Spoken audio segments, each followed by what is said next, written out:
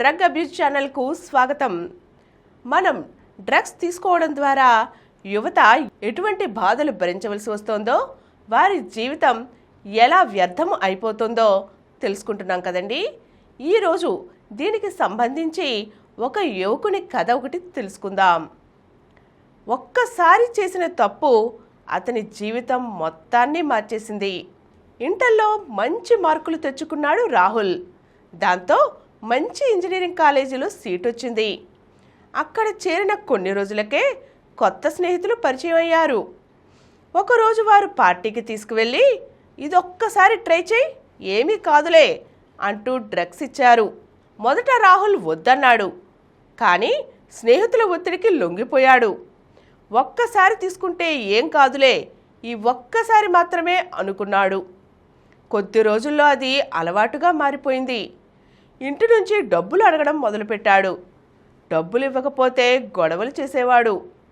కాలేజీకి వెళ్ళడం మానేశాడు. చదువులో వెనకబడ్డాడు.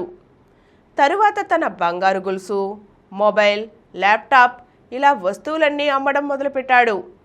చివరకు డ్రగ్స్ కేసులో చిక్కుకొని పోలీసులకు పట్టుబడ్డాడు. జైలు జీవితం కూడా అనుభవించాడు. ఉద్యోగ అవకాశాలన్నీ పోయాయి. కుటుంబం సమాజంలో తలెత్తుకుని తిరగలేకపోయింది. తల్లిదండ్రులు కన్నీటితో మునిగిపోయారు.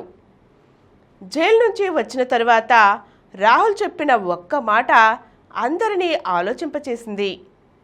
డ్రగ్స్ నాకు ఆనందాన్ని ఇవ్వలేదు, నా కుటుంబాన్ని, నా చదువును, నా భవిష్యత్తును దోచుకుపోయింది.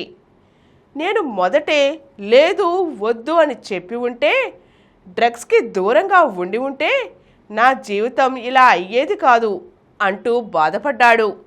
జీవితం తనకి సెకండ్ ఛాన్స్ ఇస్తే ఇలాంటి తప్పు మళ్ళీ చెయ్యబోనని, యువత తన జీవితాన్ని ఓ గుణపాఠంగా నేర్చుకోవాలని సోషల్ మీడియా ద్వారా తన వ్యధని పంచుకున్నాడు.